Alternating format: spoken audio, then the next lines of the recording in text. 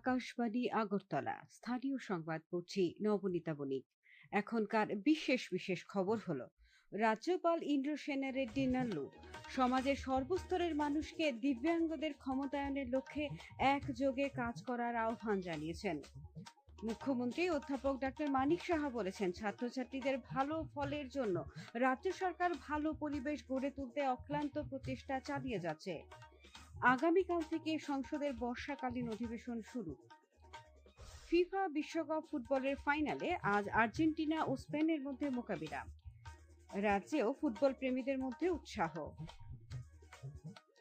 এবারে বিস্তারিত খবর। রাজ্যপাল ইন্দ্রসেনা রেড্ডি নাল্লু সমাজের সর্বস্তরের মানুষকে দিব্যাঙ্গদের ক্ষমতায়নের লক্ষ্যে একযোগে কাজ করার আহ্বান জানিয়েছেন। আজ আগরতলার রবীন্দ্র শতবার্ষিকী ভবনে দ্য স্মাইল ফাউন্ডেশনের ৫ম প্রতিষ্ঠা বার্ষিকী অনুষ্ঠানে তিনি ভাষণ দিচ্ছিলেন। রাজ্যপাল বলেন, ২০৪৭ সালের মধ্যে বিকশিত ত্রিপুরা গড়ার লক্ষ্যে তখনই সফল হবে যখন সমাজের সর্বস্তরের প্রান্তিক মানুষের মর্যাদা, অধিকার ও স্বনির্ভরতা নিশ্চিত করা যাবে। তিনি বলেন, দিব্যাঙ্গরা সমাজের বোঝা নন, তারা সমাজের শক্তি। তাদের কল্যাণে কেন্দ্র ও রাজ্য সরকার অধিকার ভিত্তিক দৃষ্টিভঙ্গি নিয়ে কাজ করছে। তিনি জানান, দিব্যাঙ্গদের জন্য ইউনিক ডিসেবিলিটি আইডেন্টিটি বা ইউডিআইডি কার্ড প্রদান, মাসিক সামাজিক ভাতা এবং বুদ্ধি প্রতিবন্ধী ব্যক্তিদের জন্য বিশেষ পেনশন চালুর মতো একাধিক পদক্ষেপ নেওয়া হয়েছে। दिव्यांगजन बोले तो ये काम नहीं कर सकता, वो काम नहीं सकता, ऐसा नहीं है। अभी ब्लाइंड पीपल आईएएस बने हैं, कुछ दिव्यांगन जो चल नहीं सकते हैं वो डॉक्टर्स भी बने हैं। वैसे ही जो दिव्यांगन है उनके हिसाब से कुछ वर्क वो विदाउट एनी प्रॉब्लम वो कर सकते हैं। অনুষ্ঠানে রাজ্যপাল দিব্যাঙ্গদের উন্নয়নে বিভিন্ন স্বেচ্ছাসেবী সংস্থার অবদানের প্রশংসা করেন। তিনি ত্রিপুরা রুরাল লাইভলিহুড মিশনের উদ্যোগে অমরপুরে গঠিত দিব্যাঙ্গ সদস্যদের স্বনির্ভর গোষ্ঠী সক্ষমের সাফল্যের কথাও তুলে ধরেন। মুখ্যমন্ত্রী অধ্যাপক ডাক্তার মানিক সাহা বলেছেন, ছাত্রছাত্রীদের ভালো ফলাফল করতে হলে ভালো পরিবেশ প্রয়োজন। রাজ্যে সেই পরিবেশ গড়ে তুলতে সরকার অক্লান্ত প্রচেষ্টা চালিয়ে যাচ্ছে। আজ আগরতলার শ্যামাপ্রসাদ মুখার্জি টাউন হলে বিজেপির ৮ নম্বর টাউন বর্দোয়ালি মণ্ডলের উদ্যোগে আয়োজিত মাধ্যমিক ও উচ্চ মাধ্যমিক উত্তীর্ণ কৃতি ছাত্রছাত্রীদের সম্বর্ধনা অনুষ্ঠানের উদ্বোধন করে তিনি কথা বলেন। মুখ্যমন্ত্রী বলেন, আজকের ছাত্রছাত্রীরাই আগামী দিনের ভবিষ্যৎ।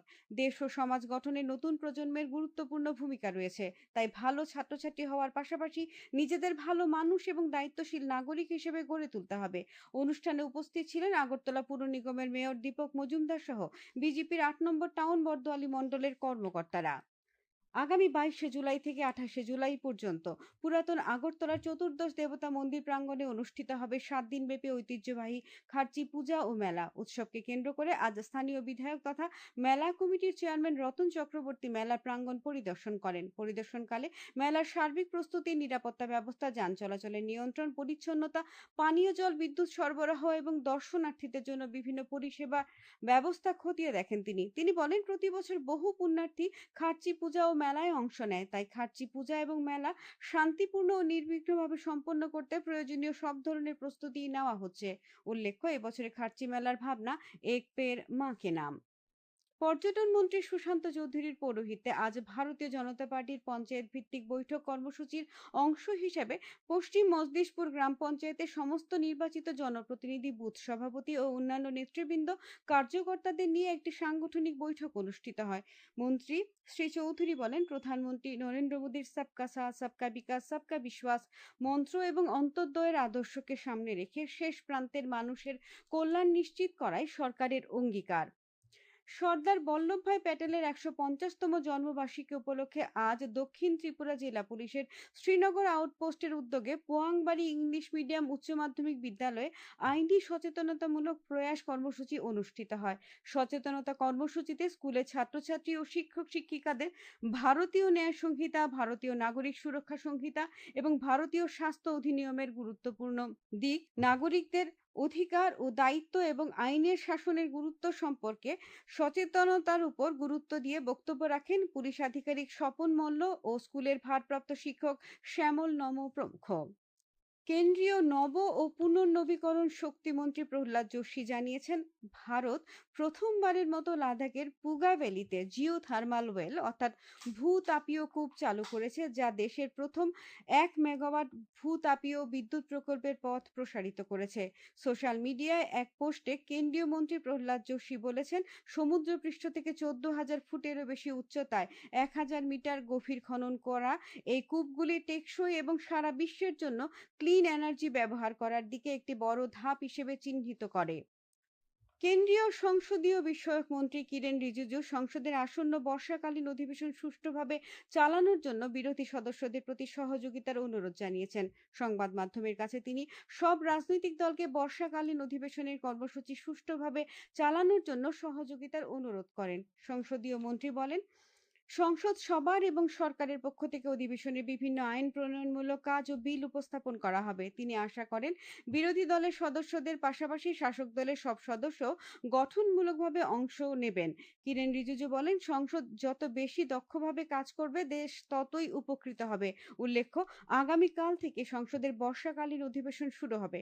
এদিকে সংসদের বাদল অধিবেশন শুরু হওয়ার আগে সংসদ ভবনের অ্যানেক্সে আজ সর্বদলীয় বৈঠক অনুষ্ঠিত হয়। বৈঠকে সভাপতিত্ব করেন প্রতিরক্ষা মন্ত্রী রাজনাথ সিং, কেন্দ্রীয় সংসদীয় বিষয়ক মন্ত্রী কিরেন রিজিজু এবং রাজ্যসভার নেতা জগৎ প্রকাশ নাড্ডা।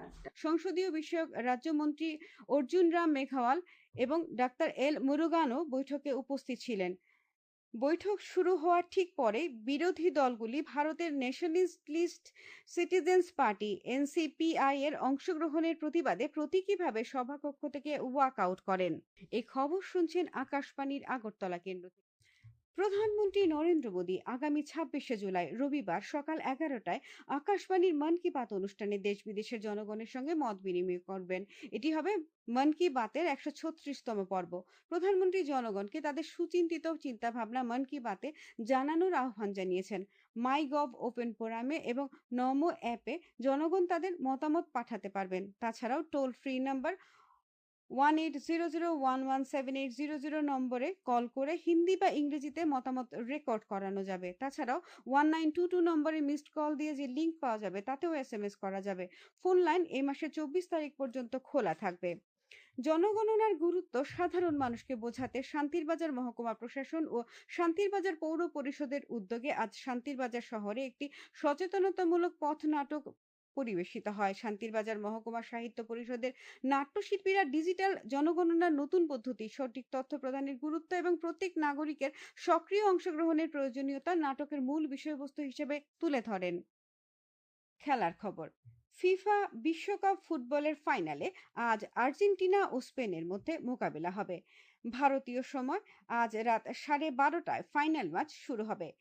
ফাইনাল ম্যাচ ঘিরে রাজ্যেও ফুটবল প্রেমীদের মধ্যে উৎসাহ তৈরি হয়েছে। এদিকে বিশ্বকাপ ফুটবলে তৃতীয় স্থান নির্ধারক ম্যাচে ফ্রান্সকে 6-4 গোলে হারিয়ে জয় পেল ইংল্যান্ড। ইংল্যান্ডের হয়ে বুকায়ো সাকা হ্যাট্রিক করেন। ত্রিপুরা ফুটবল অ্যাসোসিয়েশন পরিচালিত ঘরোয়া দ্বিতীয় ডিভিশন লীগ ফুটবল প্রতিযোগিতায় মৌচা ক্লাব ও ত্রিপুরা পুলিশের আজকের খেলাটি ড্র হয়েছে। উমাকান্ত মিনি স্টেডিয়ামে অনুষ্ঠিত খেলাটি গোল শূন্যভাবে শেষ হয়, ফলে উভয় দল পয়েন্ট ভাগ করে নেয়। আবহাওয়ার খবর।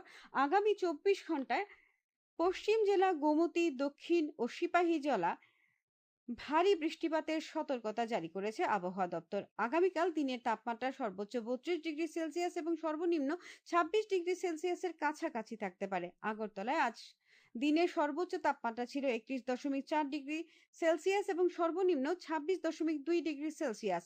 বিকেল 5:30 পর্যন্ত বৃষ্টি হয়েছে 4.4 মিলিমিটার।